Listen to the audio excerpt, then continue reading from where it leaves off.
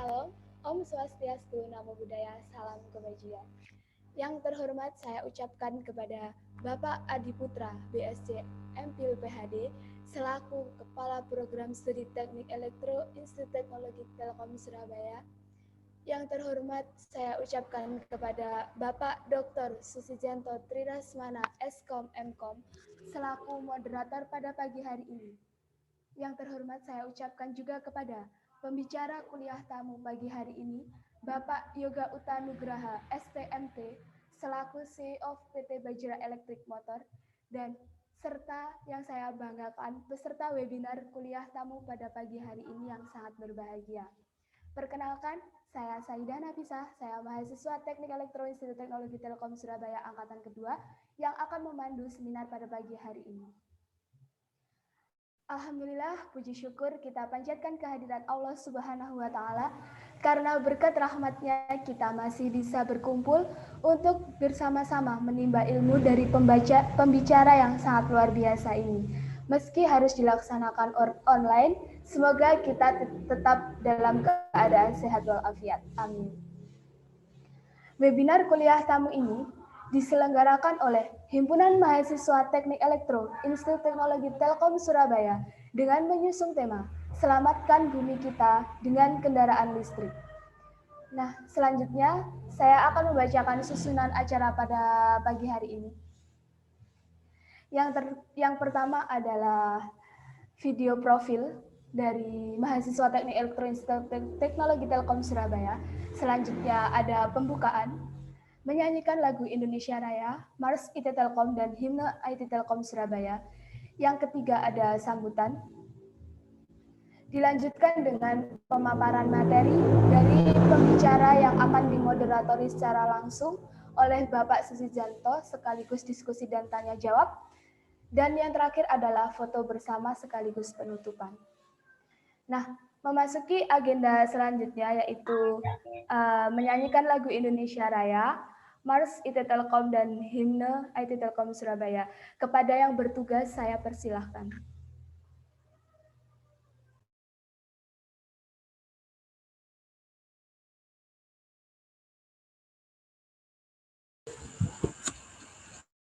Ya, Assalamualaikum warahmatullahi wabarakatuh. Suaranya terdengar ya? Ya, terdengar.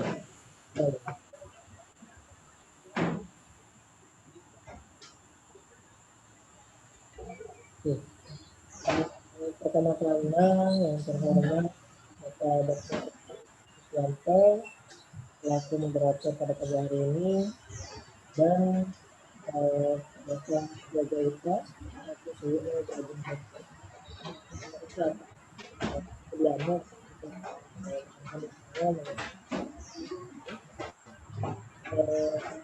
kita mulai, izinkan saya untuk menyampaikan sepatah dua kata. Jadi Electrism Talk ini atau kuliah tamu mahasiswa elektro ini adalah serangkaian acara yang akan kita selenggarakan setidaknya 4 kali dalam satu semester. Harapannya apa? Harapannya dengan rutin kita adakan kuliah tamu seperti ini, adik-adik mahasiswa jadi jadi mendapatkan wawasan tentang apa yang ada di industri, karena insya Allah pembicaranya itu semuanya dari kalangan industri, dan adik-adik juga bisa mendapatkan wawasan mengenai teknologi-teknologi terbaru yang ada di sekitar kita. Lalu jangka panjangnya, harapannya dengan terekspos banyak informasi seperti itu, kapasitas mahasiswa juga bertambah ya, bertambah sehingga tagline kita IT Telkom Surabaya siap kerja itu bisa diwujudkan, dan adik-adik nanti ketika lulus pun punya rasa bangga atau rasa puas telah menjalankan studinya di IT Telkom Surabaya, atau bahasanya it's worth gitu ya. Saya juga berterima kasih kepada panitia yang telah mengusahakan, walaupun di tengah kesibukan ini ya, kita kemarin kan baru UTS ya. Jadi terima kasih panitia dari Himpunan Mahasiswa Elektro, lalu dari dosen-dosen teknik elektro sendiri, Terima kasih telah mengupayakan acara ini sehingga bisa berjalan dengan lancar. Lalu terakhir selamat datang juga kepada para peserta lain yang di luar mahasiswa Teknik Elektro IT Telkom Surabaya. Semoga bisa menjadi ajang silaturahmi bersama seperti itu. Ya, harapannya semoga acara hari ini lancar dan adik-adik bisa mendapatkan informasi yang menarik mengenai, ini temanya cukup menarik ya, selamatkan bumi kita dengan kendaraan listrik. Tapi bagaimana? Nah, nanti pembicaranya akan menjelaskan lebih lanjut. Jadi cukup dari saya. Assalamualaikum warahmatullahi wabarakatuh.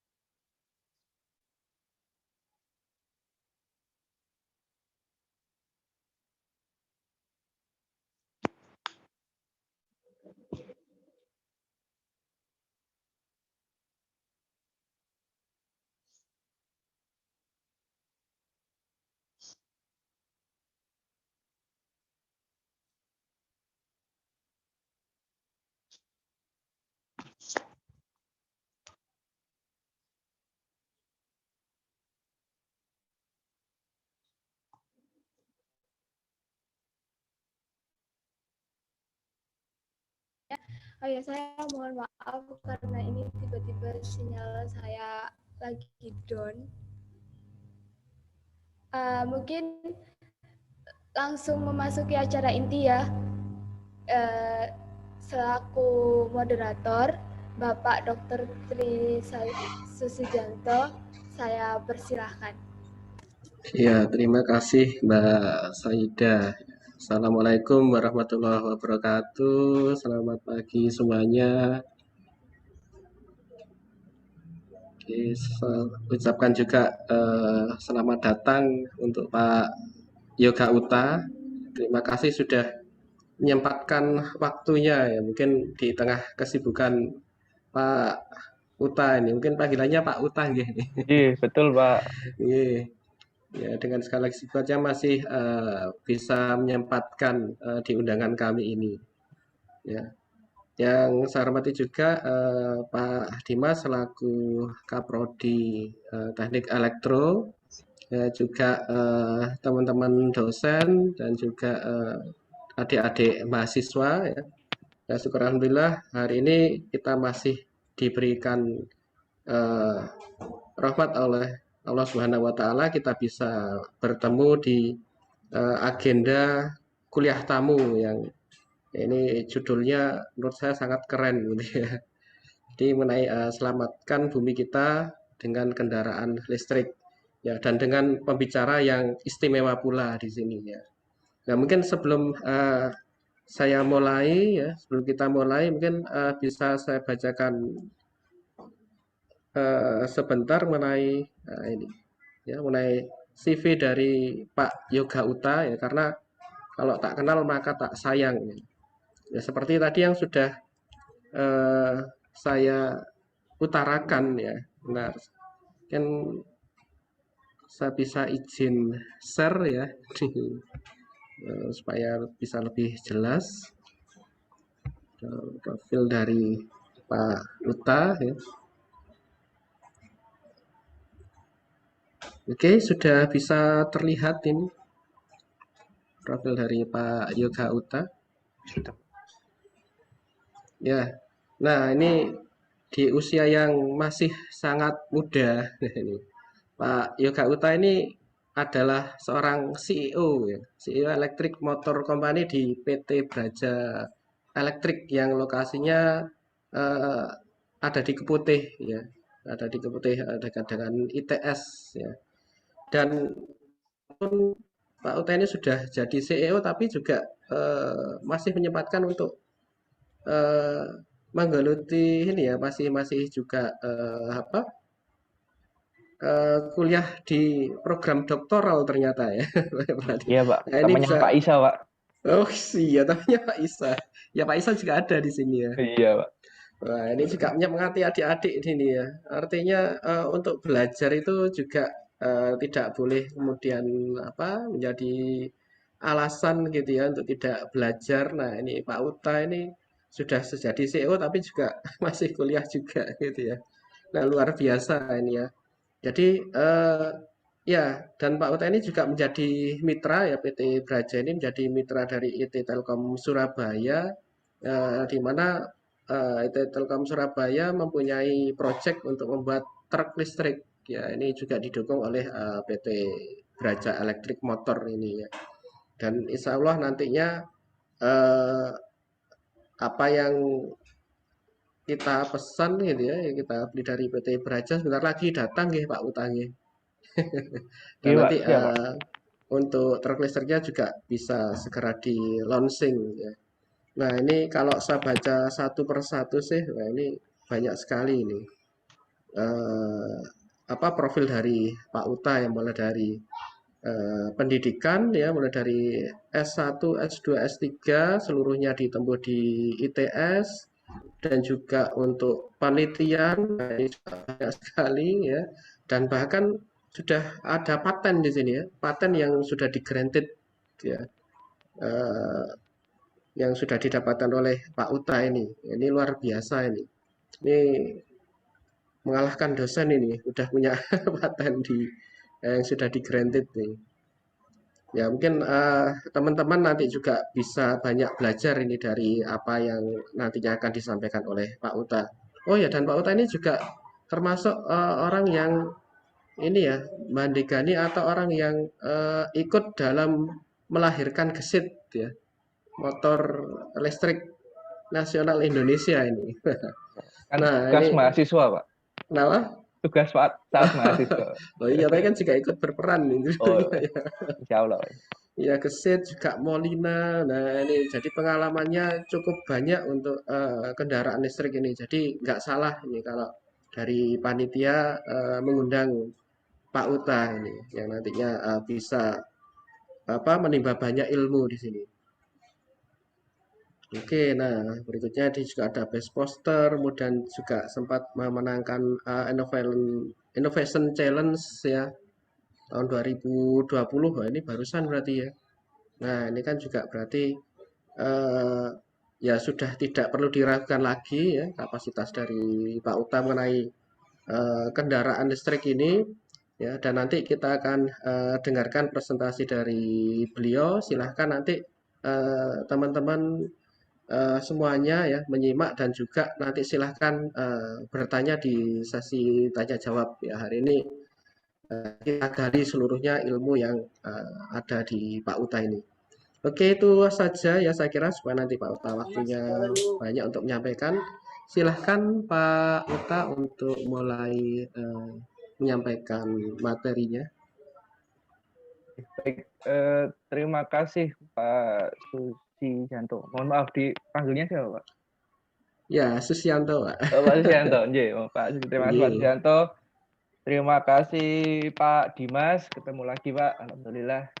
Aku pernah ketemu di workshop. Teman-teman mahasiswa teknik elektro ya Pak ini Pak. Nggih, teknik elektro. Dan mungkin ada juga peserta dari di luar IT Telkom. Saya ucapkan selamat pagi, terima kasih telah bergabung. Oh ya, untuk teman saya kuliah Mas Isa, selamat pagi. Alhamdulillah diberi kesempatan dari teman-teman melalui Himpunan Mahasiswa Elektro IT Telkom diberi kesempatan untuk share sedikit tentang kendaraan listrik itu seperti apa dengan judul yang cukup fenomenal. Jadi selamatkan bumi kita dengan mobil listrik. Jadi saya mulai presentasi ini. Bismillahirrahmanirrahim. Materinya tentang selamatkan bumi kita dengan mobil listrik. Judulnya, tapi mungkin dalamnya tentang mobil listrik pada umumnya. Kita diskusi pada area permukaan dulu aja. Nanti kalau mau diskusi lebih dalam juga bisa dilakukan.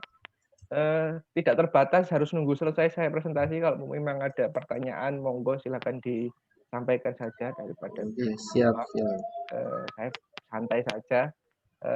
Perkenalkan, nama saya Yoga Nugraha, biasa dipanggil Uta, masih mahasiswa, juga nyambi jadi CEO. Alhamdulillah. Perusahaan kami, startup kami bergerak di bidang motor listrik atau dinamonya, penggeraknya mobil listrik. Jadi di situ juga di workshop kami juga ada startup yang lain, ada kontrol, ada baterai pack dan lain-lain.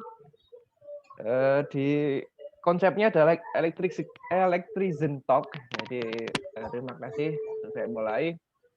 Pertama harus kita samakan dulu frekuensinya. Jadi kita ngomong masalah EV ekosistem kendaraan listrik. Jadi mobil listrik itu hanya bagian kecil dari sebuah ekosistem. Jadi ada paling atas ada smart grid yang mungkin sudah banyak dikembangkan juga, gimana caranya meter itu sudah nggak perlu ada petugas PLN dan lain-lain, itu masuk di situ, termasuk efisiensi yang harus dinaikkan. Power source itu berarti ya pembangkitan yang sudah ya banyak banget pakai solar cell, termasuk di Telkom, di atasnya juga ada solar cell-nya, itu juga salah satu sebenarnya juga bisa mendukung ekosistem kendaraan listrik. Ada charging station, ada home, ada yang komersial, ada yang di rumah, terus juga ada optimasi lain di sisi kendaraannya. Nah, ini semuanya mendukung ekosistem kendaraan listrik yang akan mendukung konsep selamatkan bumi kita. Kan.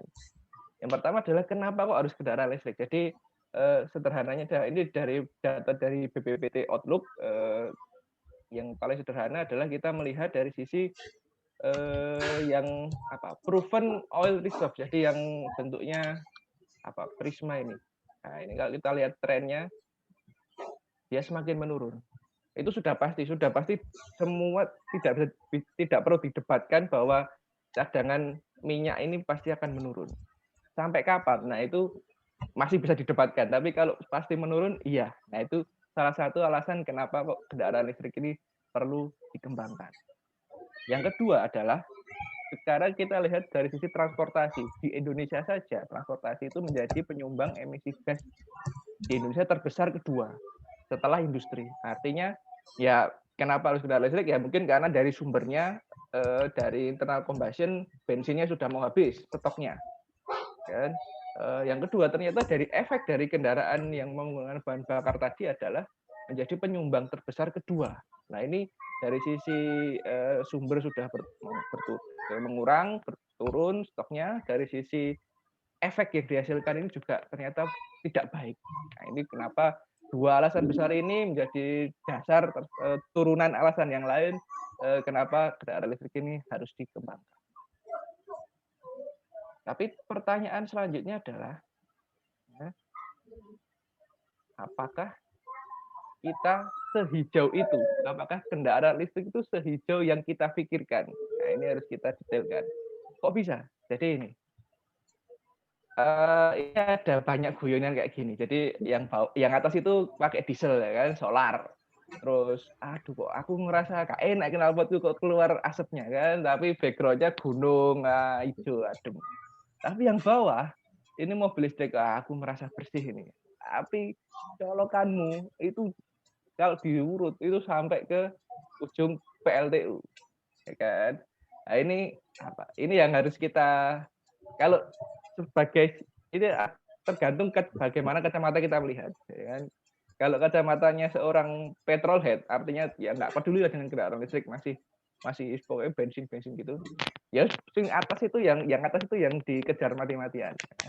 Tapi kalau di sisi aktivis kendaraan listrik, ya pasti yang bawah ini yang dikejar mati-matian. Gimana cara yang bawah ini terbukti kalau ini salah? Tapi ya pertama kita harus cek dulu nih sumber dari fuel source-nya itu apa. Jadi sumber dari energinya tadi apa. Jadi ada yang ini beberapa perbandingan di beberapa negara besar yang sumber energinya yang dimanfaatkan untuk kendaraan listrik. Jadi ya ini pembangkitannya, sumber pembangkitan. Jadi yang paling besar pakai batu bara ya coal fired ya Cina. Yang tidak menggunakan batu bara Norway. Nah, rasanya Indonesia itu ada di tengah-tengahnya. Jadi sekitar 40-50%. Nah, mungkin ya mirip-mirip kayak Amerika, US atau Jerman. Ini sementara di Indonesia di tahun 2018 ini mungkin kalau sekarang kita tarik di 2021 ya ada perubahan tapi tidak banyak. Benar 42% adalah PLTU. Jadi menggunakan steam artinya mungkin ya relatif pasti menggunakan batu bara. Terus yang menggunakan renewable energy mana? Renewable energy persentasenya masih belum banyak. Jadi mungkin sekitar 20%. Nah, ini tadi kalau ditarik kabel tadi itu masih menggunakan sumbernya masih menggunakan PLTU. Tapi apakah itu akan membuat kita menunggu sampai semuanya hijau? Menurut saya tidak. Itu fungsi paralel. Jadi kita lihat dari kendaraannya, kalau dari sisi emisi itu ada yang dihasilkan dari kendaraannya. Kalau di sini yang mobil merah ini dari tailpipe-nya, dari knalpotnya, ada dari fuel cycle-nya, dari proses pengolahannya, ada dari vehicle manufakturnya, proses bikin kendaraannya itu juga menghasilkan emisi.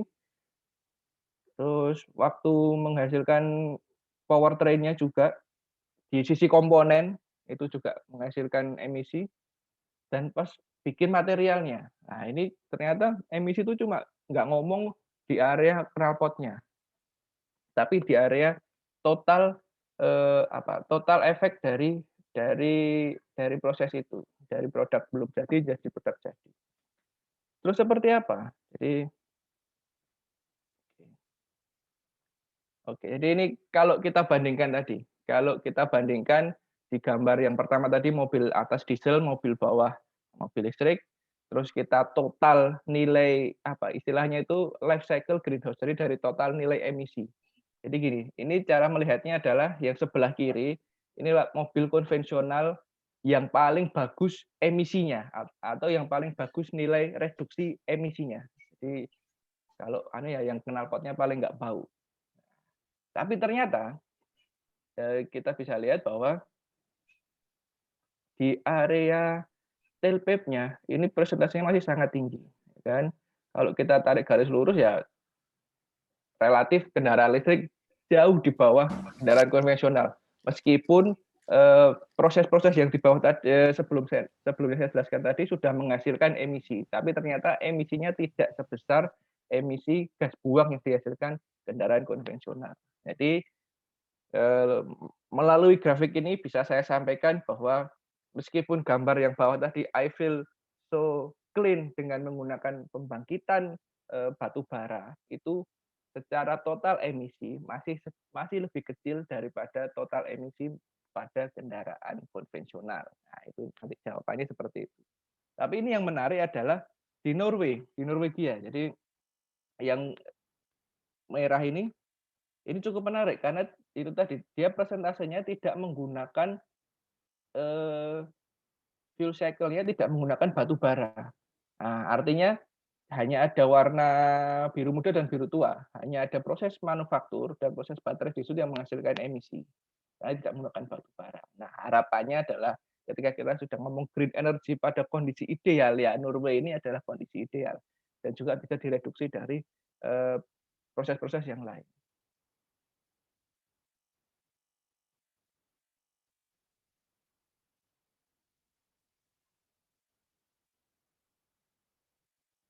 Oke, jadi masuk sedikit lebih dalam tentang tipe penggerak pada kendaraan listrik.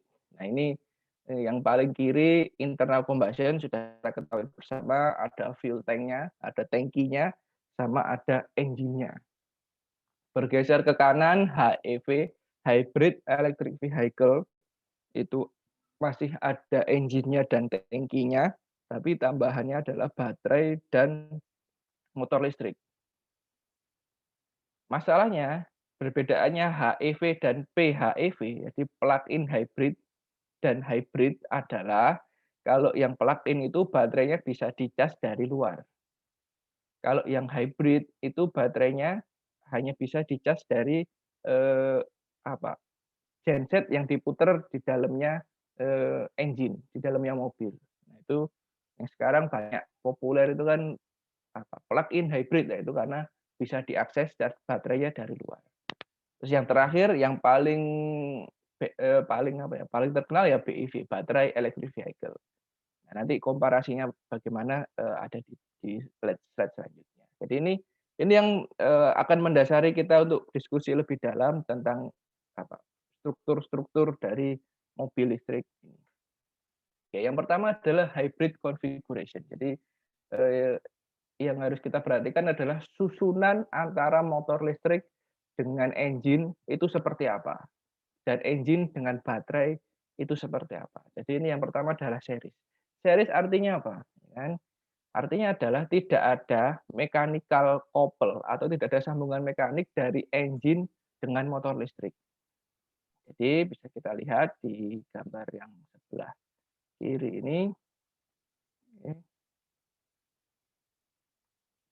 Ini kan motor listrik masuk ke transmisi langsung ke final drive. Jadi internal combustion-nya itu hanya untuk ngecas baterai. Ya, ini series. Begitu juga dengan ini sama. Ini engine-nya buat ngecas baterai, nanti listriknya dikirim buat muter motor listrik. Ya. Keuntungannya apa? Ya keuntungannya adalah the IC never mechanical couple ke engine. Jadi tidak ada sambungan mekanis dari engine ke motor listrik. Sehingga akan lebih bebas untuk menempatkan powertrain itu di depan atau di belakang, dan juga untuk menempatkan engine itu di sisi manapun, karena tidak ada sambungan mekanis di situ.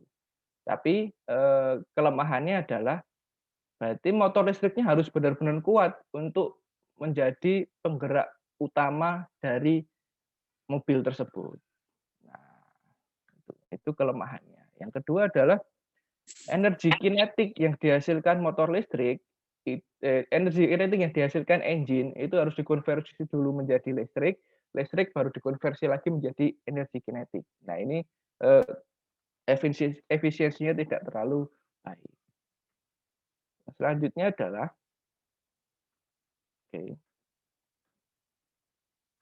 paralel.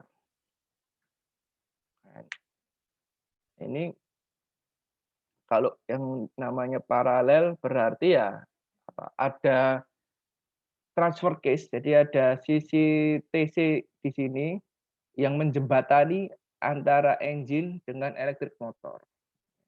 Traction at the wheels can be delivered by either the electric motor, the engine, or combination of both. Nah, ini tergantung nanti kita mengkoordinasikan seperti apa. Mau engine-nya jalan dulu, nanti motornya nggak jalan, atau jalan bareng-bareng, atau motor listriknya aja yang jalan. Nah, ini keuntungan dari paralel itu. Terus motornya, jadi kan ini allows for a smaller electric motor. Jadi motornya itu tidak perlu memiliki kapasitas yang besar karena bisa dibantu dengan bisa berbagi beban dengan engine. Nah, itu yang membedakan series dan paralel. Kelemahannya adalah ya terjadi limitasi karena berarti struktur mekanikalnya kalau bisa kita bayangkan, kita naruh ada engine di situ, ada motor di dekatnya situ, ya jadi penuh banget. Nah itu yang harus kita perhatikan terkait space dan berat dari kendaraan tadi. Selanjutnya adalah mix, series, dan paralel. Nah, ini yang cukup menarik. Jadi the series parallel hybrid or mixed hybrid combine the configuration of both the series and parallel architecture. Jadi dia masih bisa jalan satu atau dua, tapi nanti internal combustion-nya masih bisa ngecas juga ke baterainya. Nah, ini banyak sekali digunakan di kendaraan-kendaraan listrik. Jadi macam-macam kendaraan hybrid itu memiliki konfigurasi yang berbeda-beda. Itu tergantung nanti mau harga jualnya berapa, sehingga teknologinya akan mengikuti kerumitan dari sistem hybrid ini.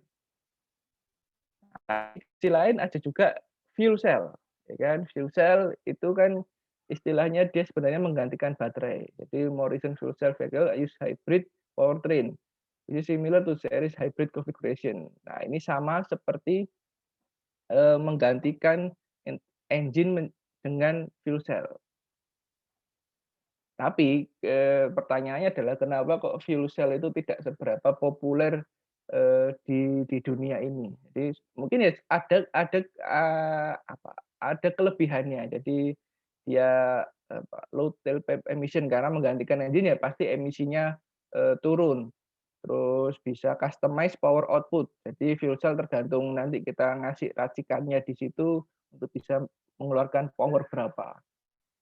Long range, jadi ya range-nya cukup besar, cukup jaraknya yang ditempuh bisa cukup jauh.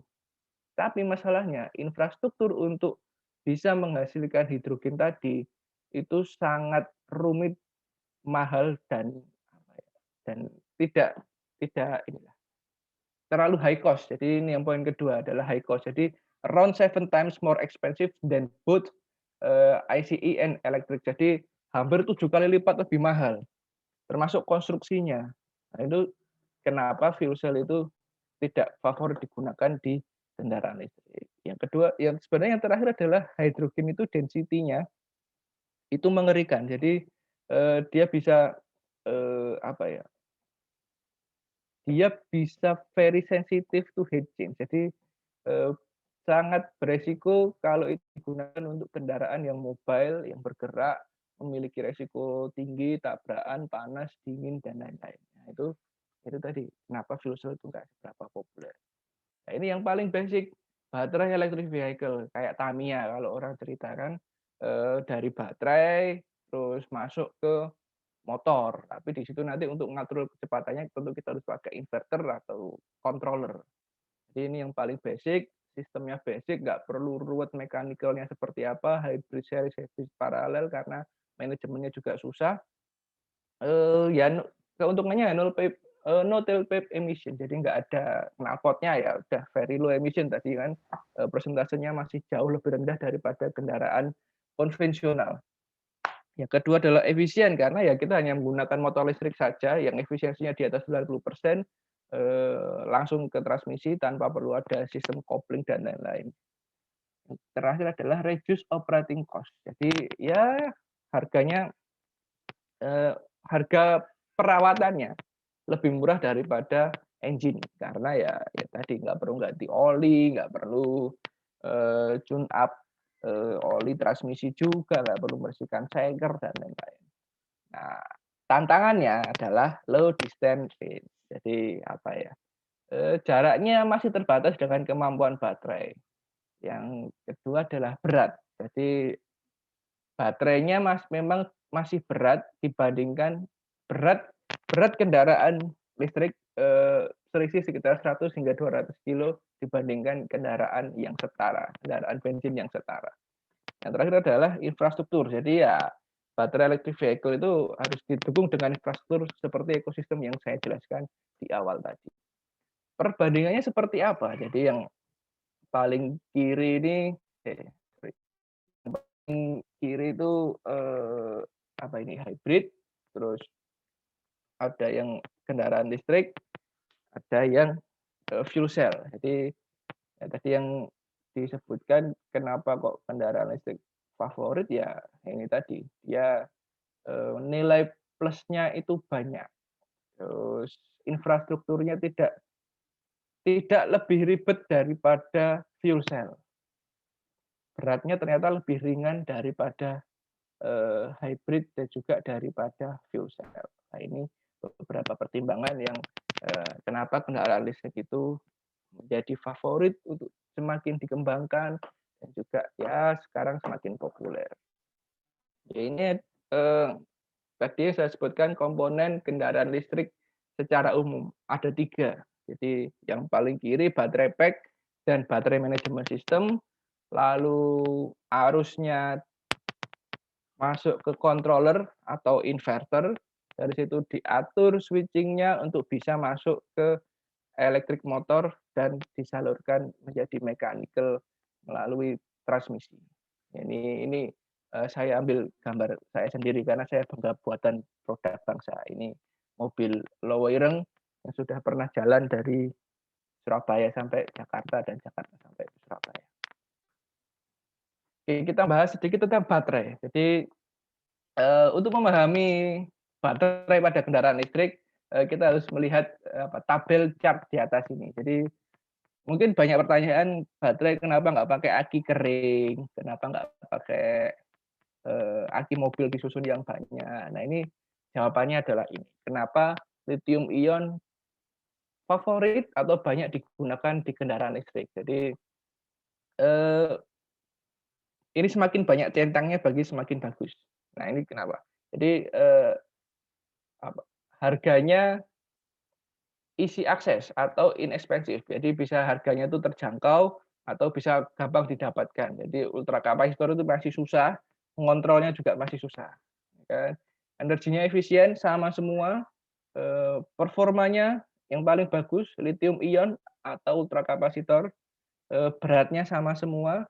Life cycle-nya yang paling bagus adalah lithium ion dan lead acid. Ya lead acid aki pada kendaraan kita ya life cycle-nya masih bisa diinikan. Cuma masalahnya dia berat dan performanya tidak buruk untuk kebutuhan kendaraan listrik. Sehingga kalau diberi centang semua ya lithium ion ini yang paling bagus.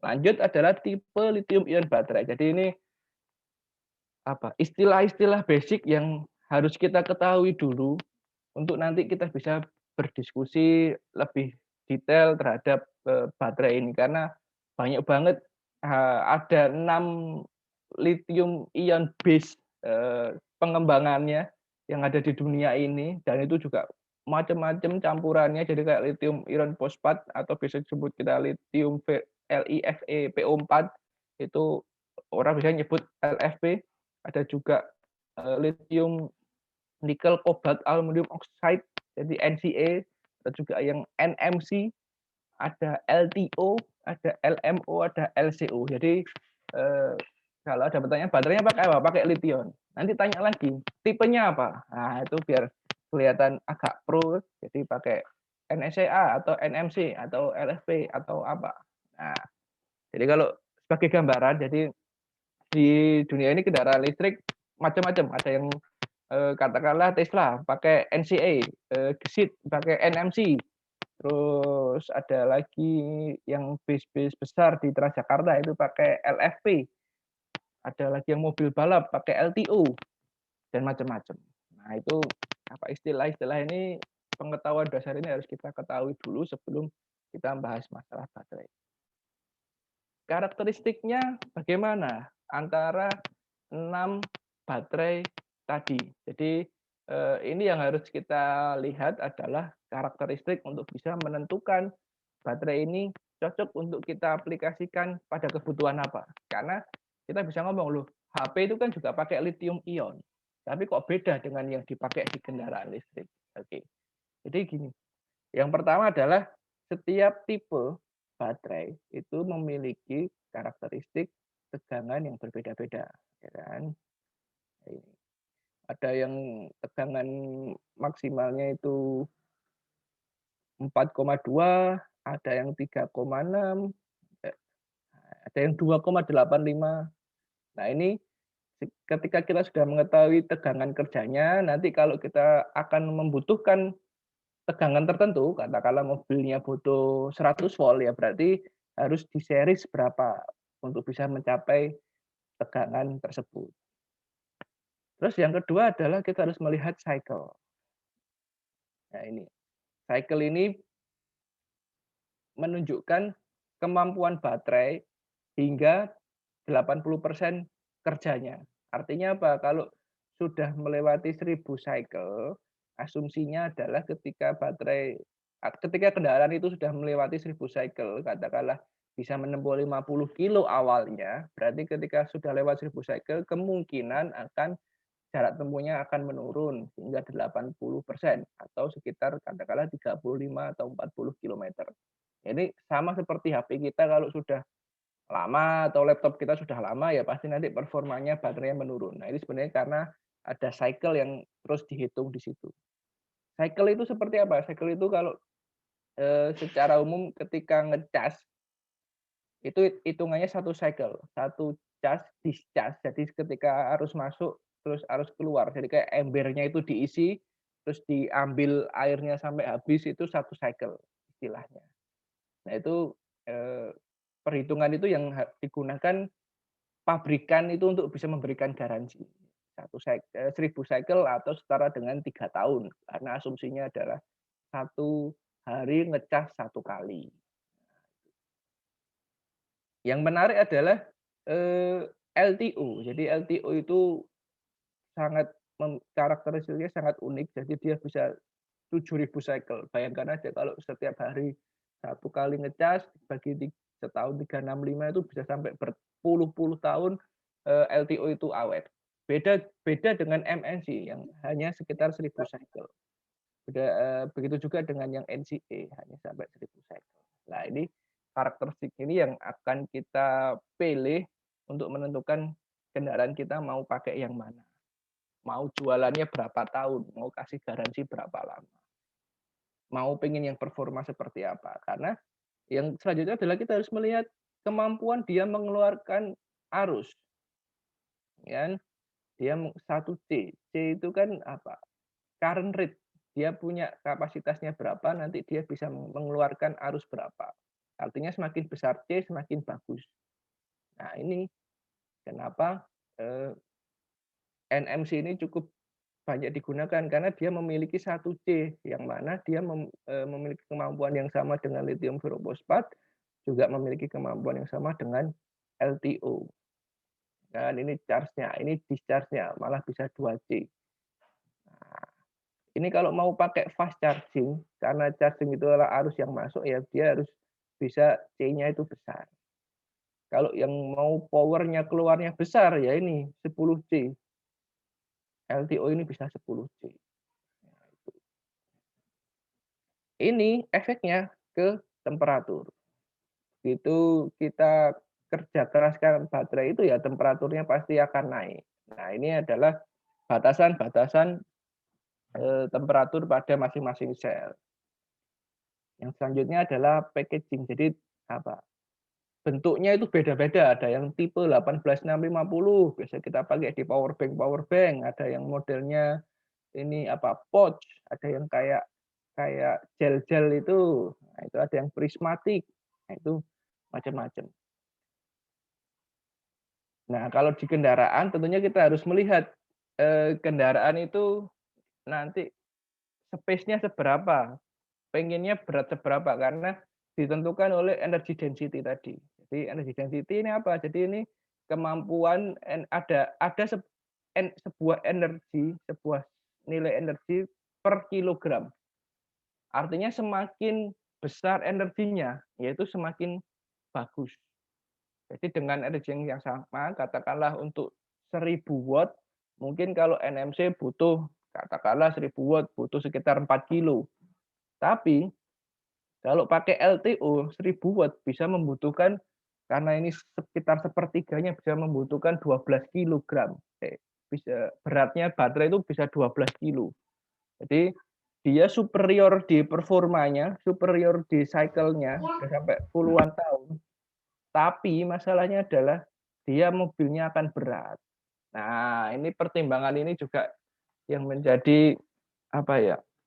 Faktor-faktor dalam memilih baterai tadi. Kalau awet bisa berpuluh-puluh tahun, tapi nanti kendaraannya berat. Sama aja nanti kendaraannya berat berarti tidak bisa dipakai untuk jarak jauh karena bebannya besar. Belum bawa penumpang sudah keberatan bawa diri sendiri. Nah, itu yang akan mempengaruhi penggunaan di aplikasi. Jadi di electric vehicle ada, dia bisa digunakan untuk bis, karena bis itu tidak terlalu membutuhkan kecepatan tinggi, tidak membutuhkan akselerasi yang maut, jadi tetap digunakan di electric vehicle, dan juga di energy storage. Jadi untuk sistem yang statis, yang tidak bergerak, dia sangat cocok digunakan. Beda lagi dengan NMC, jadi dia favorit digunakan di Apex. Ya, ini kenapa Gesit pakai NMC. Di EV yang lain juga banyak yang gunakan NMC. LFP, banyak juga bus yang pakai LFP, EV juga ada, stationary karena yaitu jadi energy density juga cukup rendah dibandingkan yang lainnya. NCA ini juga sangat favorit digunakan untuk electric powertrain, medical dan industrial. Yang menarik ini laptop. Nah, jadi kebanyakan device kita ini menggunakan LCO. Dan ini sama, ini katakanlah 1000 cycle, kalau kita setiap hari ngecasnya 1 kali, itu ya paling 3 tahun lah. Tahun keempat nanti sudah letoy baterai kita itu.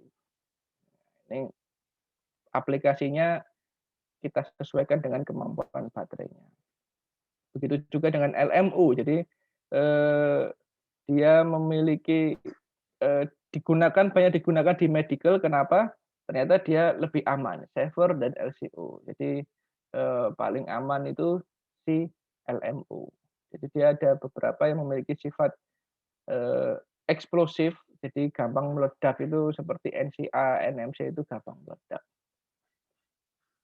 Itu tipe-tipe baterai dan semuanya harus kompatibel dengan baterai manajemen sistem. Nanti kita akan bahas sedikit lebih detail tentang baterai manajemen sistem.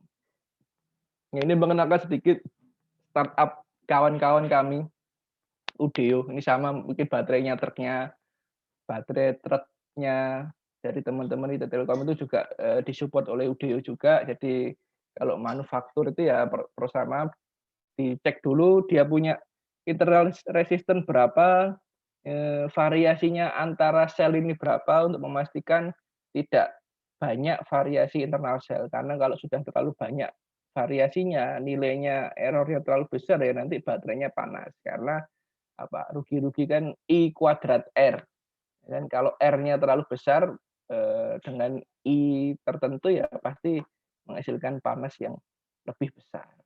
Nah, ini proses manufakturnya, rakitnya pakai spot welding, terus dikasih pelindung heat shrink, baru dirakit ke baterai box-nya.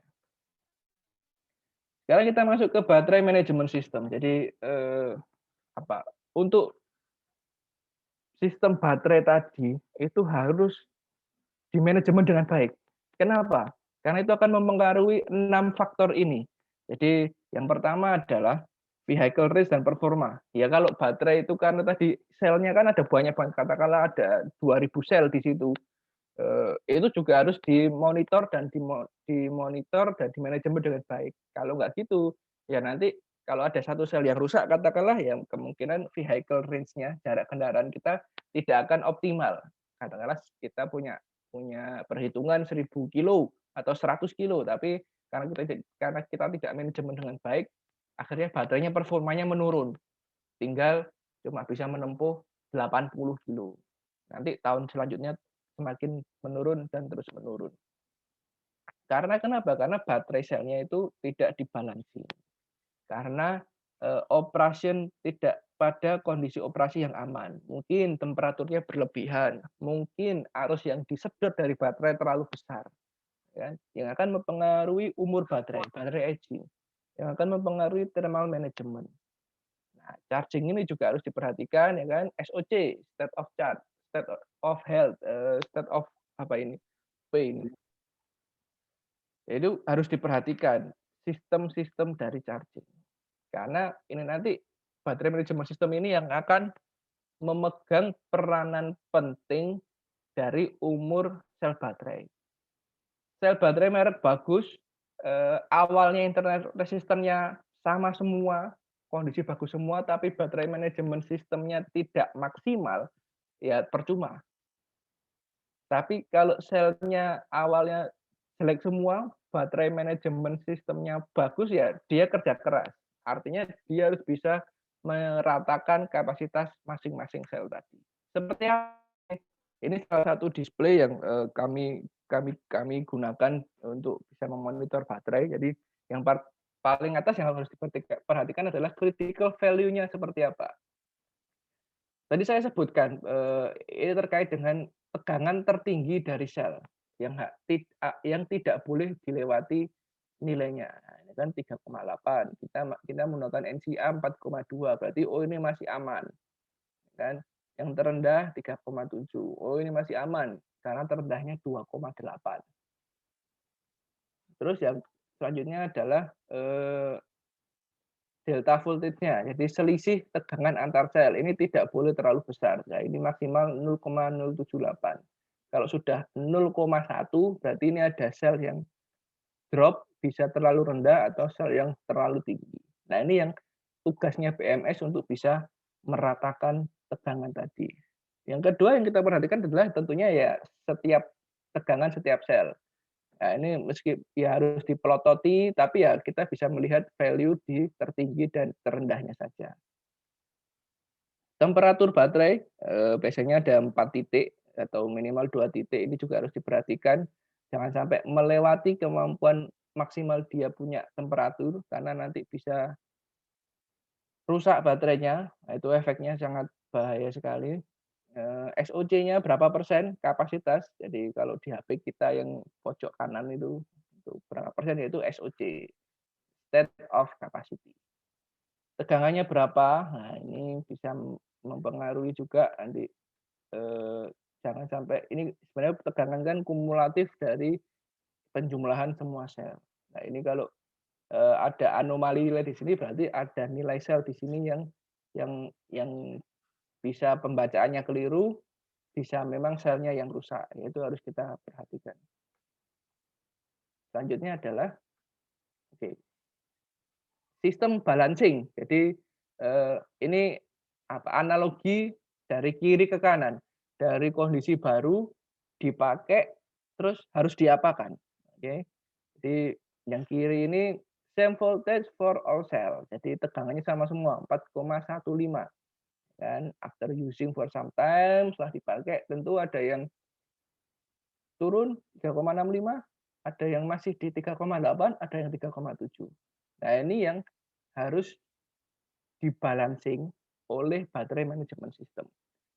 Targetnya apa? Targetnya sama semua nilainya. Bisa 3,65 semua, bisa 3,85 semua, bisa 3,7 semua. Nah, ini fungsi dari baterai management system tadi. Untuk bisa menyamakan level tegangan seperti kondisi awal. Caranya seperti apa? Jadi ada dua. Yang pertama adalah active balancing. Active balancing itu berarti apa? Saling menyumbangkan. Kalau kondisi charging, ya nanti yang kurang itu ditambahin, yang tambah itu dikurangin. Jadi aktif. Jadi kayak dua ember, yang satu kelebihan berarti saya geser ke ember yang kurang. Begitu juga sebaliknya. Kan?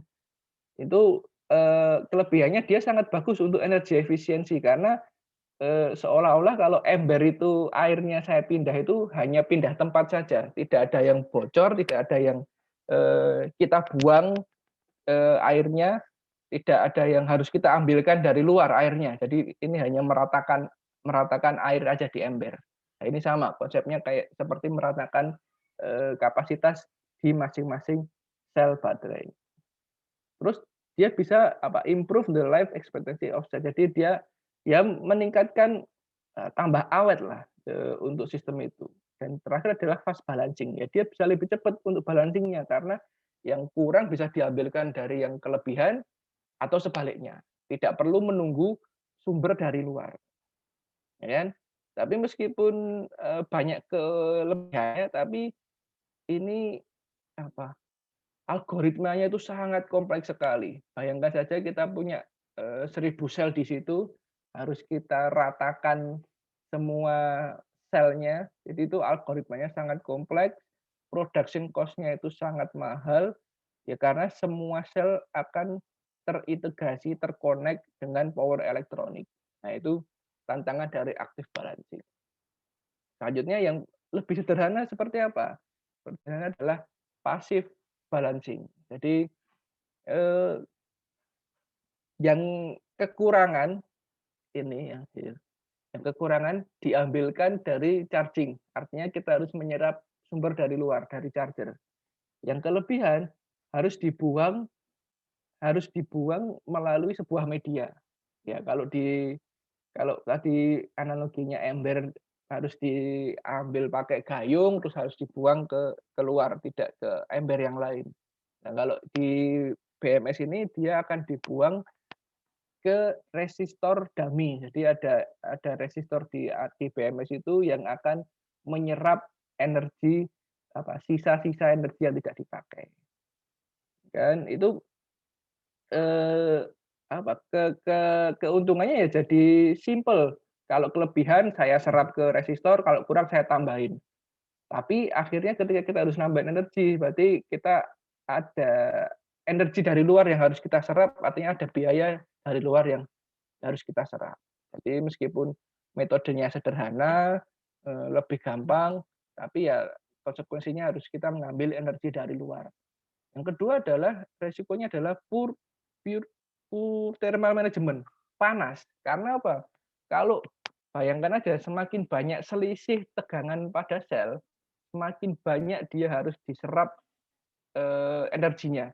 Karena dia konsepnya adalah dia meratakan dengan yang paling bawah.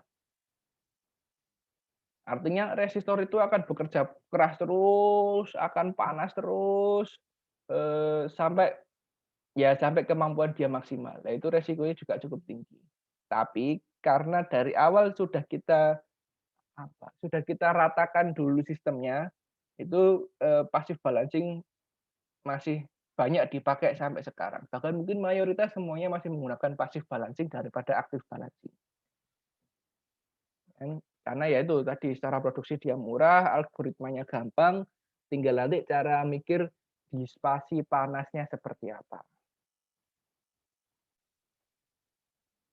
Oke. Yang selanjutnya adalah sistem charging. Jadi ini sudah mulai banyak nih orang ngomong fast charging. Kalau di rumah berarti nggak bisa ngecas atau seperti apa. Nah ini secara internasional istilah-istilah ini dibagi menjadi 3 tahapan atau 3 tipe. Jadi ada level 1, level 2, ada DC fast charging. Yang perlu diketahui adalah semakin besar kemampuan charger itu berarti semakin besar dimensi dari chargernya. Itu yang perlu disepakati dan dibayangkan bersama-sama. Artinya gini, kalau kita ngomong fast charging itu berarti chargernya di luar mobil. Kalau slow charging atau level 1, ini chargernya masih bisa ada di dalam mobil. Kan? Jadi kalau level 1 itu, ini karena ini punyanya Chevrolet, jadi ya dia 120 volt, atau kalau di negara lain, atau negara kita di 220 volt, beban chargernya adalah sekitar maksimal 1,9 kW. Ini level 1. Kenapa itu? Karena ini yang paling maksimal bisa kita aplikasikan di instalasi rumahan kita. Kan 1,5 kW, katakanlah rumahnya 2.200 ya, sudah hampir ngetrip itu. Begitu juga dengan sepeda motor itu kan katakanlah gesit itu kan 350 watt atau 400 watt. Itu juga masih masuk ke level 1.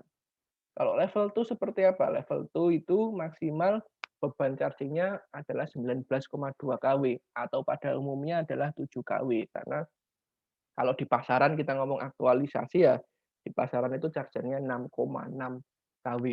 Nah, itu masih charger 6,6 kW itu sebagai bayangan itu sebesar kotak sepatu kita. Nah, itu masih masuk akal kalau itu dipasang di mobil. Tapi mungkin sumbernya harus lebih advance daripada sumber rumahan karena nanti terkait dengan instalasi listrik, kabel dan lain-lain. Oke, itu level 2. Yang terakhir adalah fast charging. Nah, ini fast charge ini 50 kW ke atas atau katakanlah di area 90 kW ini baru bisa kita katakan fast charging. Besarnya seperti apa? Ya ini analoginya, besarnya seperti tingginya mobil, lebarnya seperti kulkas, beratnya ya kayak kulkas.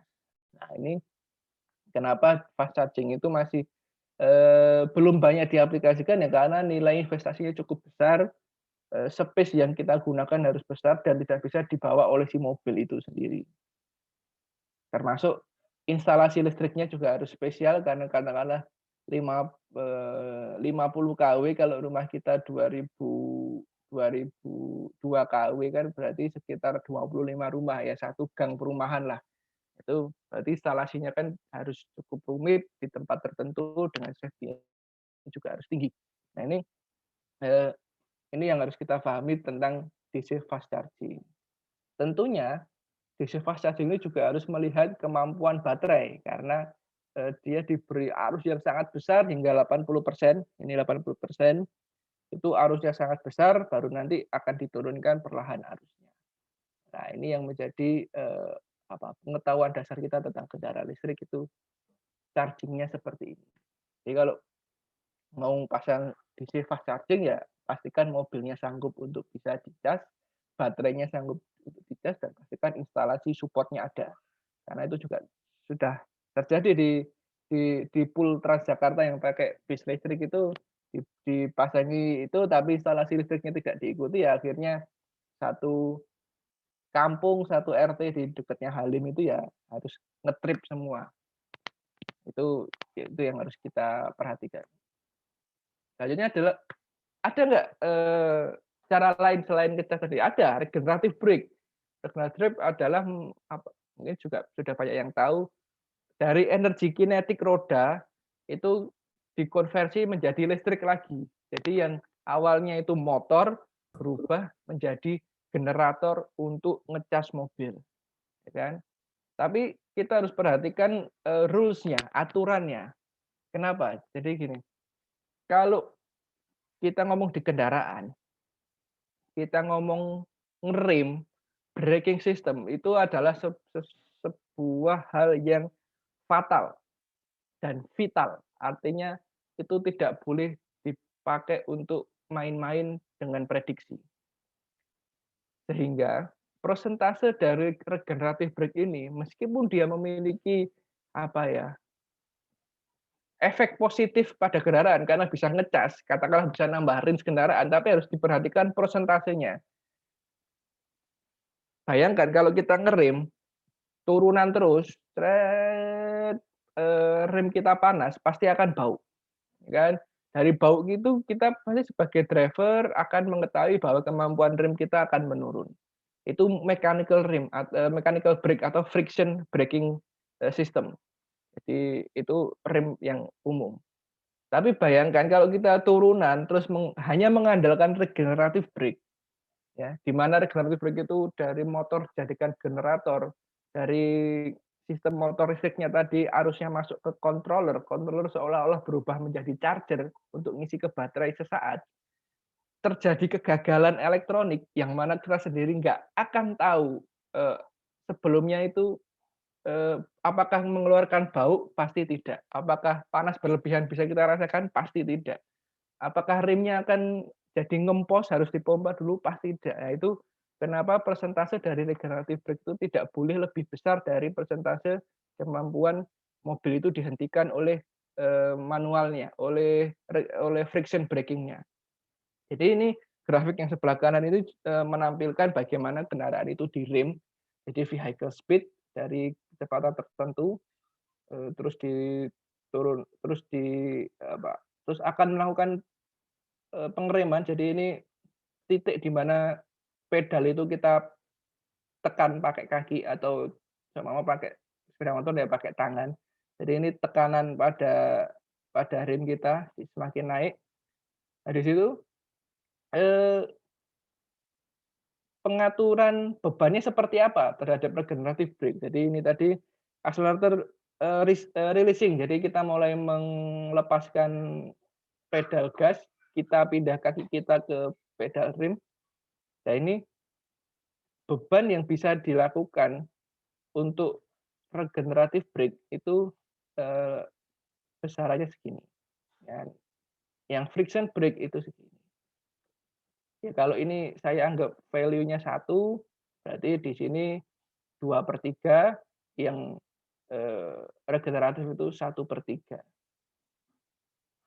Persentasenya akan semakin naik, ya kan? Kapasitasnya dia akan semakin naik ketika kendaraan itu semakin pelan. Nah, kenapa? Karena ya sudah cukup aman, ketika tambah pelan ini cukup aman. Jadi sudah bebannya ini sudah stabil, ini bisa dinaikkan untuk menambah kendaraan itu semakin pelan.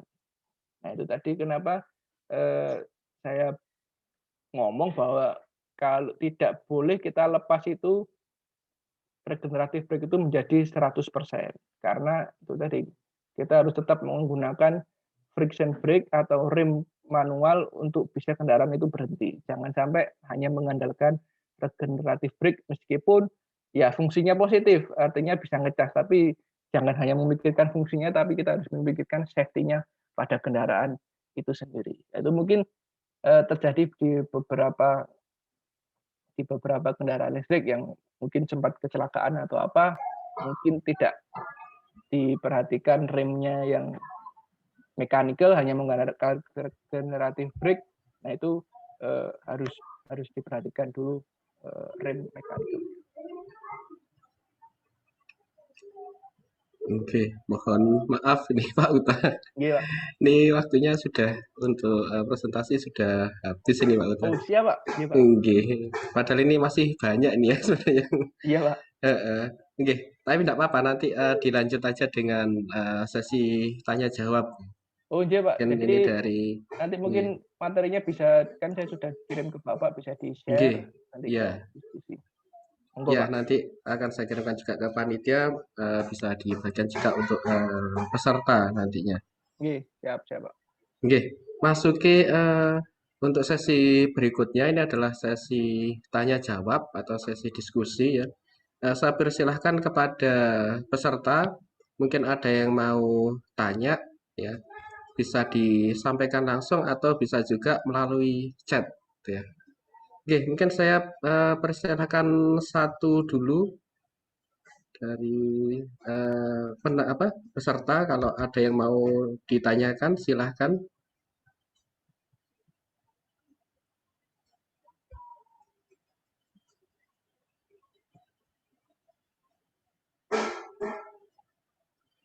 Ya, silahkan kalau ada yang mau tanya. Mungkin dari adik-adik mahasiswa atau mungkin juga dari peserta lainnya, silahkan. Ya, karena ini Nosa sangat menarik ya. Ini banyak sekali ilmunya dari mobil listrik ini ya. Mulai dari masalah isu lingkungan tadi ya, kemudian baterai ya, dan tadi yang dibahas mengenai pengereman yang bisa menghasilkan listrik kembali gitu ya. Betul, Pak. Betul, Pak. Oke, jadi mungkin ini bagi adik-adik mahasiswa mungkin terutama ini kalau ada yang ini saya kira kan juga ada yang beberapa ikut terlibat di dalam penelitian truk listrik ya. Mungkin kalau ada yang ditanyakan silahkan.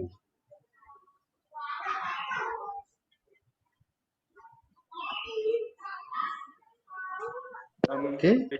Izin bertanya, Pak. Oh ya, ini mungkin bisa sebutkan nama dan asalnya dulu. Baik, nama saya Muhammad Farid Ramadhani dari Prodi Teknik Elektro Angkatan 2019, Pak. Saya ingin bertanya. Baik, di sini kan saya juga terlibat kepada truk listrik itu ya, jadi kendaraan elektrik, vehicle elektrikal itu. Saya ingin menanyakan bahwasanya untuk daya motor atau daya dinamo itu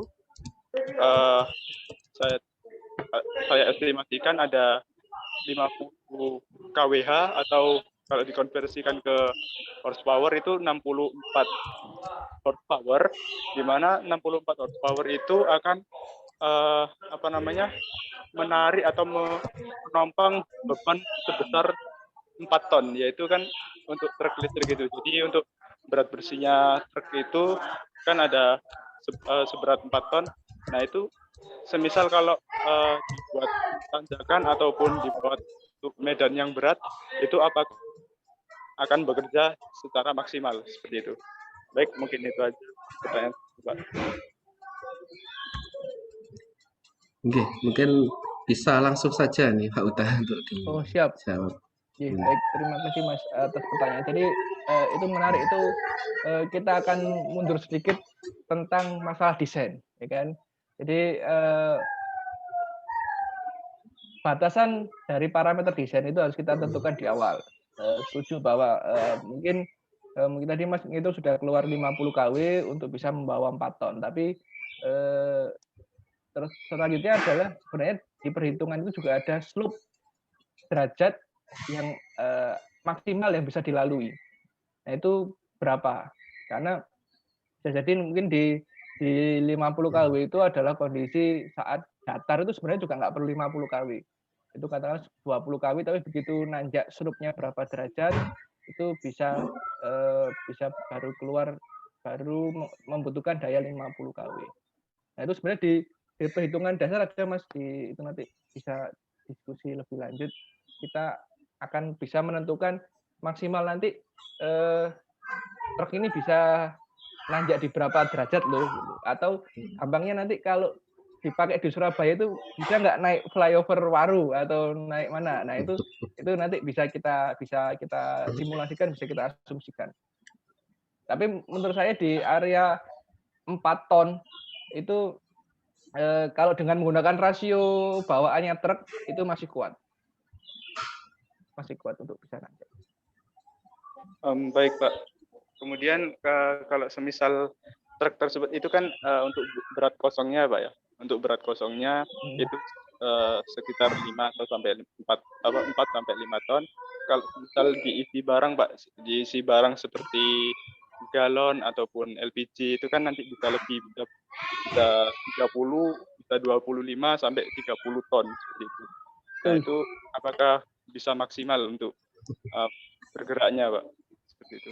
Oke, jadi itu harus dihitung.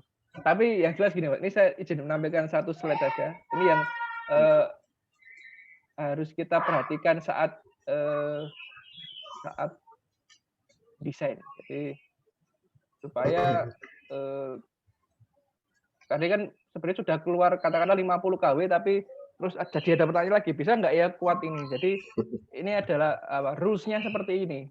Jadi find the power requirement. Jadi benar. Jadi yang pertama tadi harus semua asumsi itu harus dimasukkan semua, Mas Firman. Plus nanti kapasitas maksimal kendaraan itu harus kita batasi. Jangan sampai lebih dari kita punya speknya. Karena nanti mungkin kita bisa desain motornya akan kuat untuk dinaikin 20 ton, tapi pastikan sasisnya kuat untuk dinaikin 20 ton, ya kan? Atau selanjutnya adalah pastikan transmisi couplingnya itu kuat untuk melawan sekian ribu torsi yang dilawan. Nah itu masuk ke desain rules nomor 1. Sebelum kita ngomong masalah tegangan, arus, dan ukuran di bawahnya. Tapi yang pertama adalah setuju untuk find the power requirement dulu. Nah itu sebenarnya parameternya dimasukkan semua aja Mas, itunya Mas.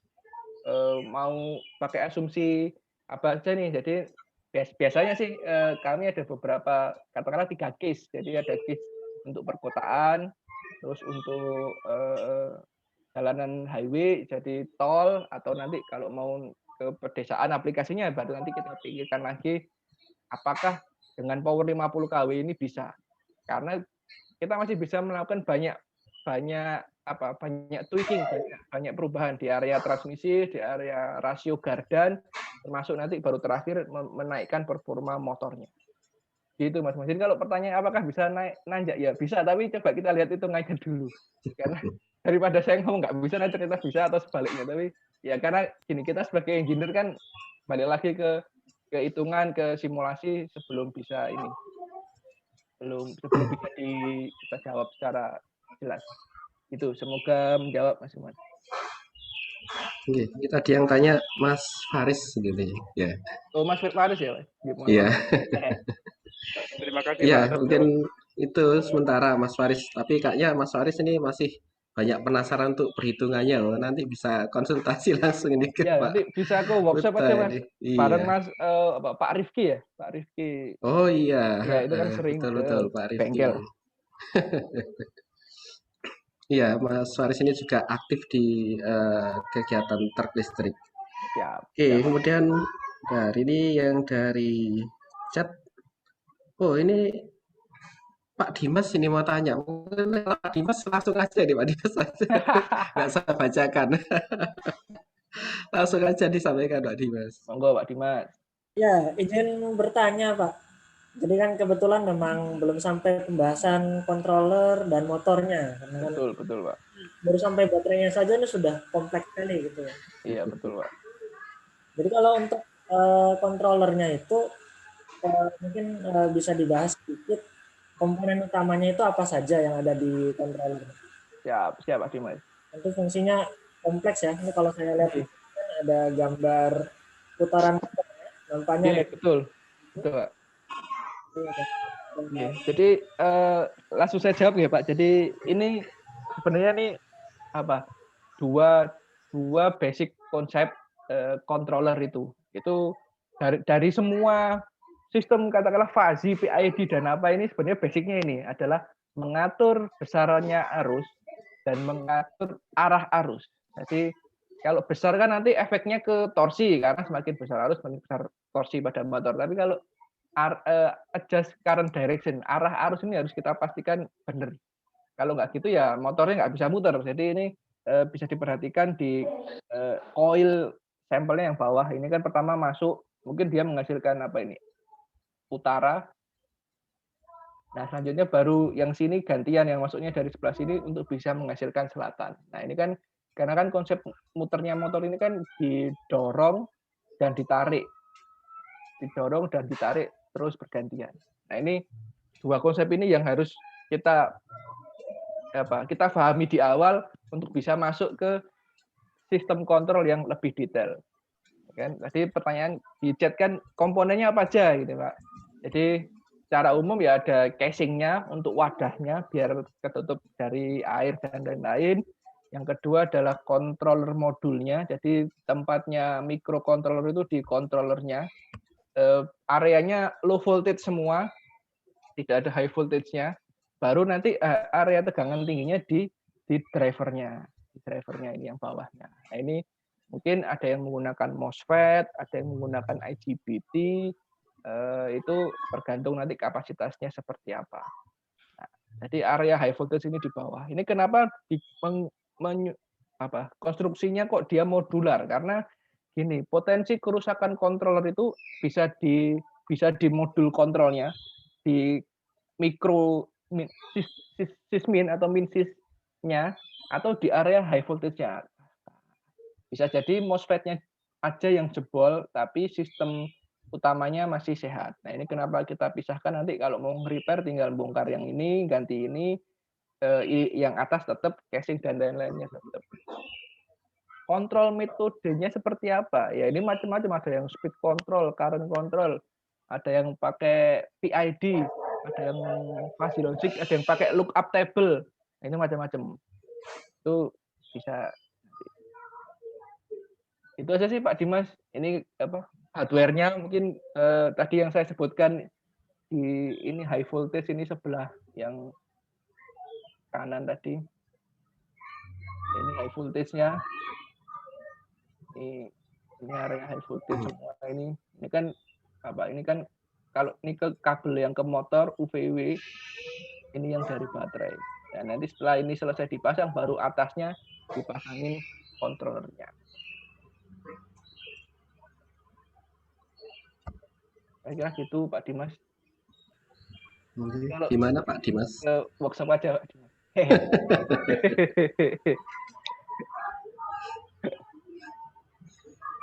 Oh iya, bentar. Ini untuk panitia gimana ini? Waktunya sudah habis atau masih? Oh ini ada pertanyaan satu lagi Pak ini Pak. Iya, sepertinya ini banyak yang ingin tanya. Oke, mungkin satu lagi pertanyaan. Pengujian ya Pak ya? Ya, ini dari apa ini? MIR. Pengujian apa saja yang diperlukan? Oke, monggo. Baik, jadi pengujian apa saja? Jadi dari masing-masing komponen ini memiliki pengujian yang berbeda-beda. Jadi katakanlah baterai. Baterai tadi saya sebutkan ada pengujian yang masing-masing sel internal resistance.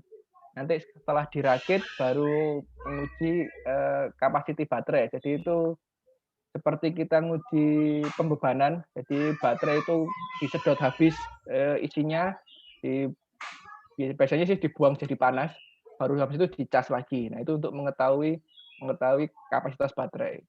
Kalau controller, pengujian sinyal biasanya memastikan sinyalnya itu masuk semua, baru nanti pengujian jalan.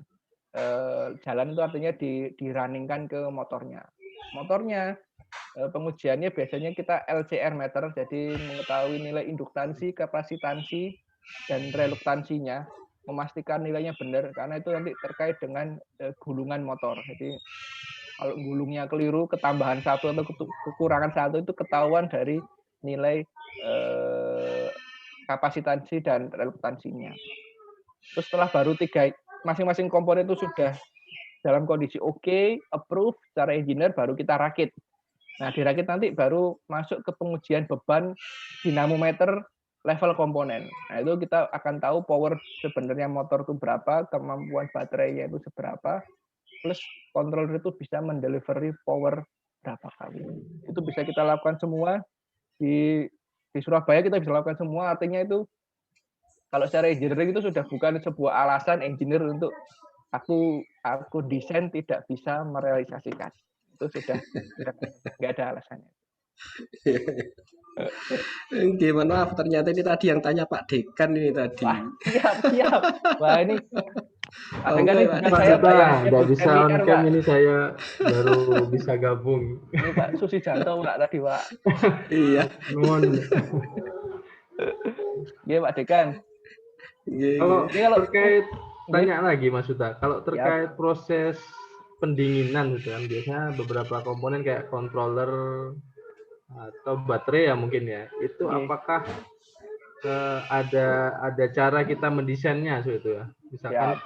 cooling yang baik seperti apa, dan seperti itu. Betul, Pak. Ya, jadi kalau baterai, Pak, baterai itu apakah perlu didinginkan? Iya, tapi apakah harus menggunakan air? Itu kita lihat spesifikasinya dulu. Jadi selama baterai itu tidak melebihi kemampuan dia menyalurkan arus, discharge rate-nya, dia masih dalam kondisi temperatur yang normal. Artinya masih natural convection cooling system masih cukup, menggunakan angin saja masih cukup. Jadi kalau baterai itu kalau di Tesla dia menggunakan pendinginan pelat yang ditempelkan di masing-masing selnya, Pak. Itu kenapa? Karena dia memiliki dua fungsi. Saat musim dingin dia akan menghangatkan baterai, dan saat musim panas dia akan mendinginkan baterai. Jadi engineering Tesla untuk bisa menghasilkan cooling system pada baterai itu sudah dapat segala fungsinya. Karena kalau salju kan dia tetap harus bisa jalan kendaraannya. Padahal baterai di bawah 0 derajat kan juga 0 volt. Itu harus dihangatkan dulu sampai suhu normal. Begitu juga saat terlalu panas, saat fast charging itu dia harus didinginkan. Nah, itu beda treatment dengan yang ada di Indonesia. Jadi Indonesia karena tidak ada salju ya artinya selama masih menggunakan natural convection itu masih cukup, dan itu sudah kami buktikan di kendaraan-kendaraan kami masih cukup. Itu baterai. Tapi baterai ya harus kita pastikan natural. Kalau pakai pelat itu tidak membuat short circuit dari bodi baterai. Itu nanti tergantung cooling system metodenya seperti apa. Kalau controller dan motor ada yang menggunakan natural, biasanya pakai fin itu, pakai sirip-sirip. Ada juga yang menggunakan air, water channel. Kalau di controller berarti airnya nanti di pelatnya ditempelkan ke area bodinya MOSFET yang bagian pipihnya itu, kepalanya. Kalau IGBT ya di bagian yang pipihnya itu juga bisa ditempelkan pelatnya. Jadi urutannya dari panasnya dari MOSFET atau IGBT ditempelkan ke pelatnya nanti bawahnya yang akan dialiri air untuk bisa mendistribusikan panas lebih baik. Itu biasanya 20 kW ke atas itu pakai pendinginan air. Tapi di bawah itu sepeda motor, gesit dan teman-temannya itu kan masih menggunakan natural, pakai angin aja. Itu Pak Dekan. Jadi begitu juga dengan motor 20 kW ke atas menggunakan menggunakan air juga. Ini ada gambarnya.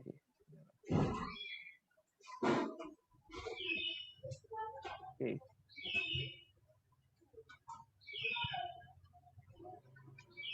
Di motor.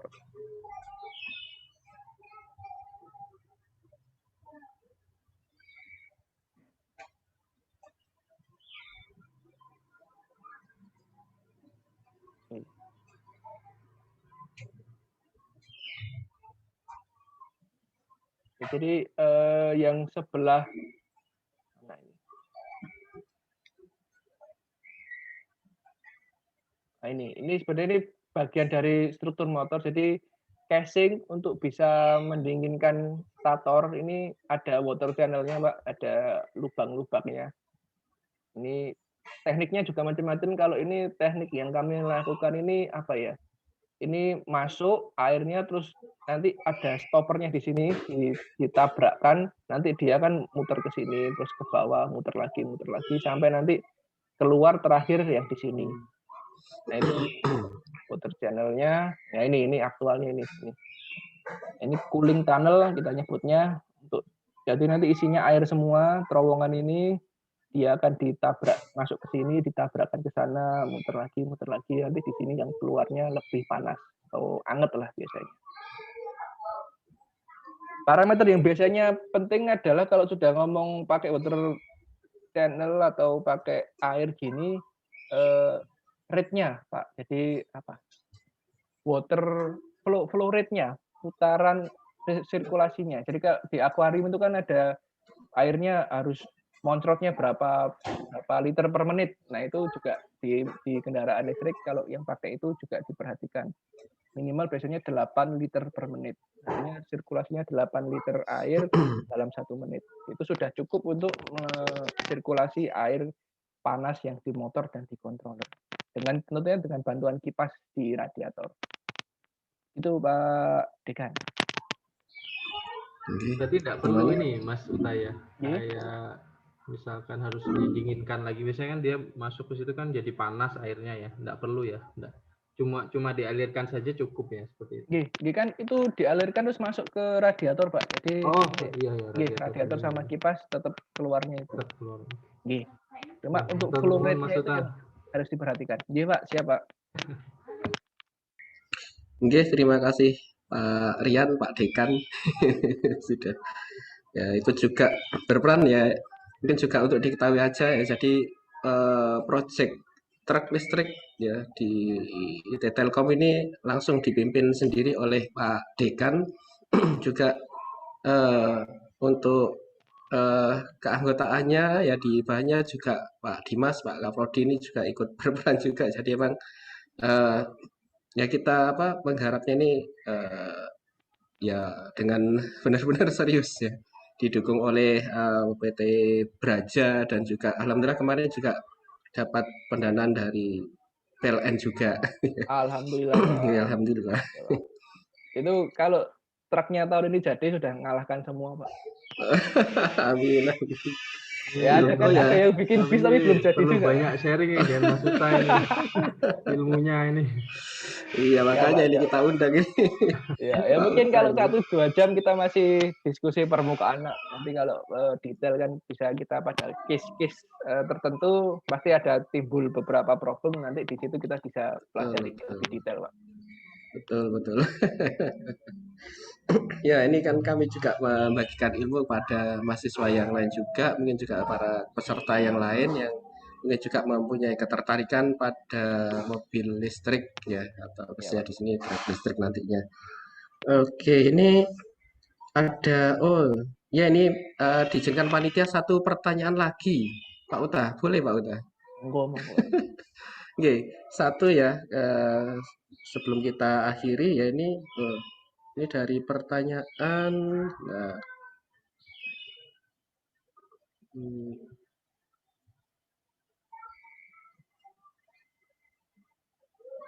bentar, ini ada Wirandi, Wirandi. Ini Pak Wirandi ini tidak tahu dari Telkom juga nih ya. Ini bertanya sistem regeneratif brake, apakah lebih fokus ke sistem rangkaian elektroniknya atau ke motornya? Nah, jika motornya, apakah sistem motor terbaru seperti Tesla yang menggunakan motor SRM ya, lebih baik dalam membuat regeneratif brake dibandingkan motor induksi. Nggih, monggo Pak Uta. Iya Pak, jadi terima kasih Pak Wirandi ya atas pertanyaannya. Jadi regeneratif brake apakah lebih fokus ke sistem rangkaian elektroniknya atau ke motornya? Jadi kalau pertanyaan mana yang lebih fokus, menurut saya lebih fokus ke kontrolnya, rangkaian elektroniknya. Kenapa? Jadi gini, motor itu kan bagian dari mesin listrik. Mesin listrik itu bisa jadi motor, bisa jadi generator, tergantung mau dikasih arus jadi motor, dikasih putaran, pasti dia akan keluar tegangannya, bisa jadi generator. Nah itu sudah basic functionnya si motor listrik. Tapi beda lagi di sistem rangkaian elektroniknya, karena controller sebenarnya diciptakan untuk hanya dari baterai mengatur arus ke motor, memasukkan arus ke motor. Beda cerita ketika ada arus dari motor harus dimasukkan balik ke baterai karena dia akan menjadi seolah-olah menjadi charger yang sesaat. Nah itu secara mungkin secara hardware tidak ada perubahan signifikan, tapi secara algoritma itu cukup detail. Yang pertama adalah karena putaran motor itu kan tidak selamanya putaran motor itu sama di kendaraan. Padahal putaran motor itu akan menghasilkan nilai tegangan yang berbeda-beda. Katakanlah 1000 RPM itu keluar 100 volt, tapi ketika kita ngerem di 500 RPM itu kan tegangannya nggak 100 volt. Nah itu tugasnya si controller ini harus bisa menaikkan tegangannya seolah-olah menjadi boost converter untuk menaikkan tegangannya biar tetap bisa di level tegangan 100. Nah itu kompleksitas sebenarnya berada di elektroniknya, kan? Tapi kalau pertanyaannya tadi berkembang ke apakah sistem motor terbaru Tesla yaitu synchronous reluctant motor itu lebih baik daripada induksi saat digunakan untuk regenerative brake. Jadi iya karena memang yang pertama motor tipe synchronous reluctant motor atau itu permanen magnet motor base karena semuanya menggunakan permanen motor itu memiliki efisiensi yang lebih tinggi daripada motor induksi. Artinya efisiensi lebih tinggi artinya saat dia menjadi motor juga efisiensinya tinggi, saat dia menjadi generator dia juga efisiensinya lebih tinggi daripada motor induksi. Itu karena yang pertama dia memiliki efisiensi lebih tinggi. Yang kedua adalah yaitu metode kontrolnya lebih gampang menggunakan permanen magnet motor daripada motor induksi untuk sistem chargingnya. Karena gini motor induksi kalau cuma kita puter itu belum tentu mengeluarkan tegangan tapi kecil. Tapi kalau motor BLDC karena sudah ada permanen magnet itu seolah-olah langsung mengeluarkan arus. Itu paling gampang kalau kita mungkin bapak ibu ada yang punya motor Vario baru yang ACG system itu pakai permanen magnet motor. Jadi starternya nggak bunyi, dia cuma greng.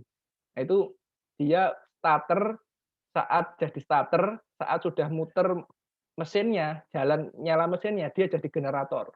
Itu sama, itu sebenarnya konsepnya sama. Cuma kan generatornya dipakai untuk pengisian baterai dan suplai tegangan, bukan untuk pengereman. Itu tinggal beda fungsi di sisi itunya.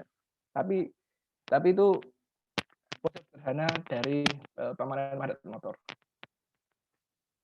Dan sebagai informasi sebenarnya motor Tesla dengan motornya Braja itu nggak ada bedanya, Pak. Oh berarti nanti yang kita pakai ini seperti motornya Tesla berarti. Sama Pak, nanti Bapak lihat YouTube-nya Tesla yang synchronous reluctant motor, nanti Bapak lihat motor Braja yang dipasang di situ strukturnya seperti apa ya. Betul, makanya saya yang pas ke Braja itu kan sempat tanya apa yang motor permanen magnetnya itu ya bentuknya apa seperti segitiga, betul V. Nah itu loh seperti itu. Iya, betul Pak.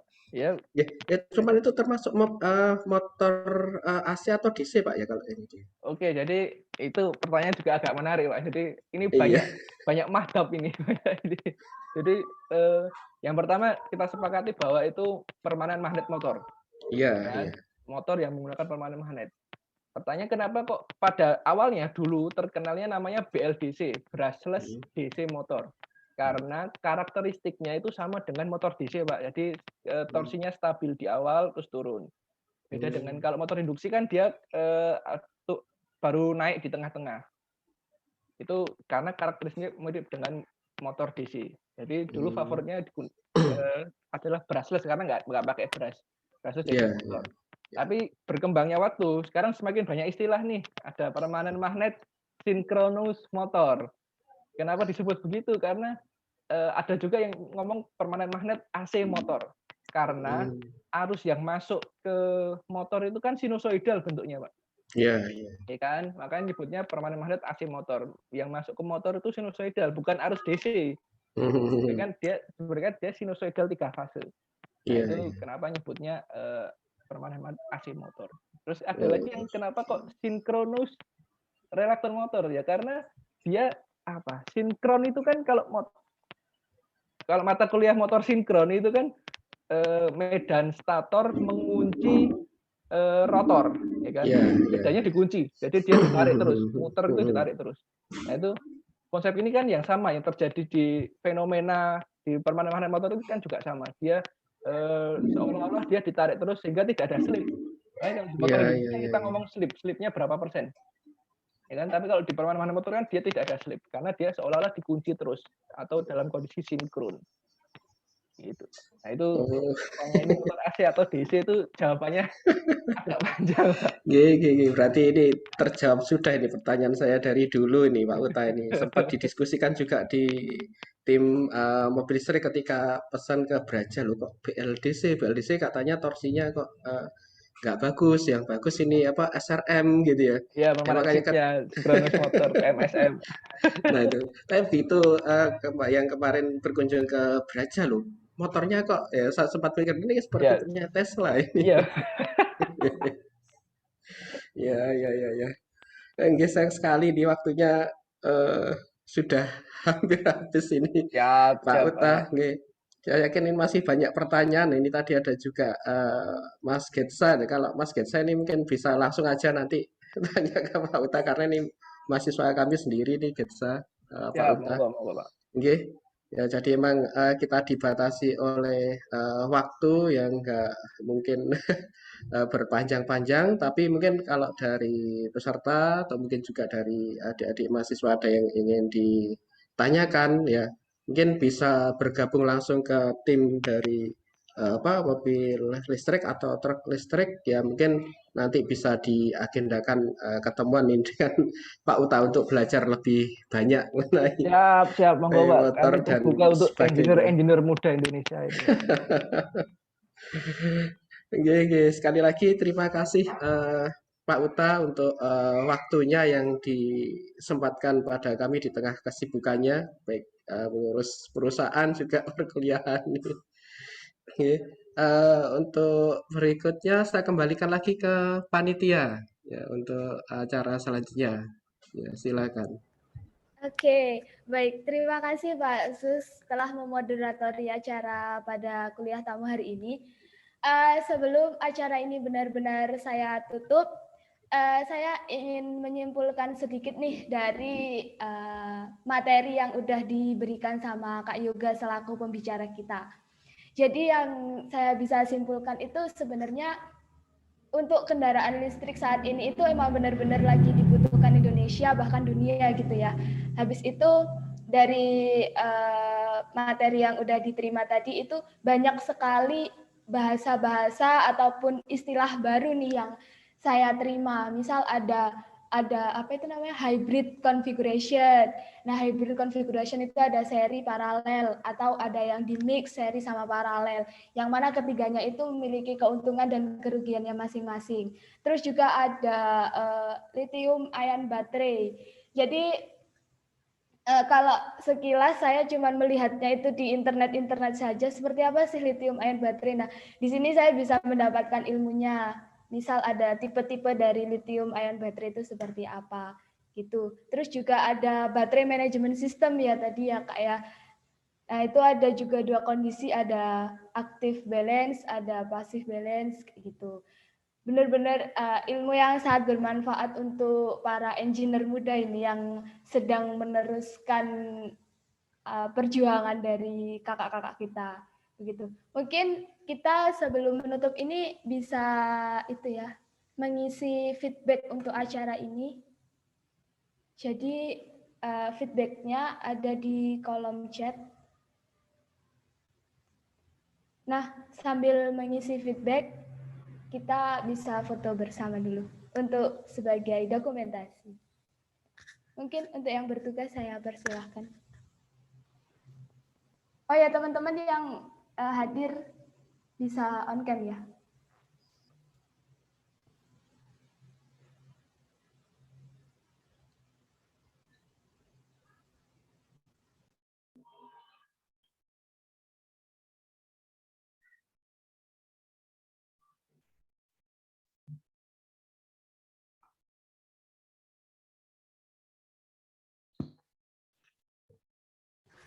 Oke, mungkin bisa dimulai Kak Gesa. Oke. Ini belum semua ya yang on cam. Biar on cam dulu aja. Ditunggu ya 2 menit untuk on cam.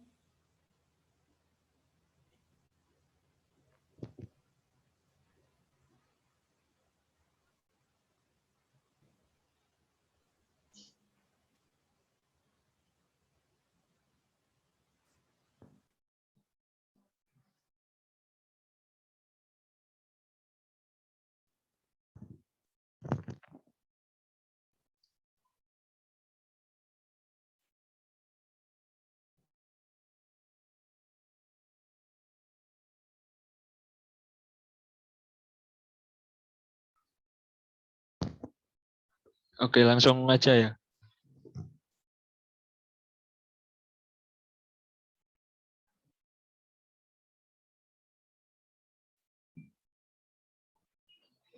Satu, dua, tiga. Satu, dua, tiga. Oke, sudah. Oke, terima kasih Kak Getsa. Baik, saya ucapkan terima kasih kepada peserta yang telah hadir, dosen-dosen Teknik Elektronik Institut Teknologi Telkom Surabaya, Pak Isa, Bu Lora, dan juga ada Pak Dekan, Pak Riansyah. Dan saya ucapkan juga terima kasih kepada narasumber kita dan juga Pak Dimas Adiputra selaku Kaprodi dan juga Pak Sus sebagai moderator pada siang hari ini. Saya mewakili panitia yang bertugas pamit undur diri. Akhir kalam, wassalamualaikum warahmatullahi wabarakatuh. Semoga kita bisa bertemu lagi di kesempatan lain hari dengan keadaan yang masih sehat walafiat. Terima kasih. Jangan lupa mengisi feedbacknya ya teman-teman.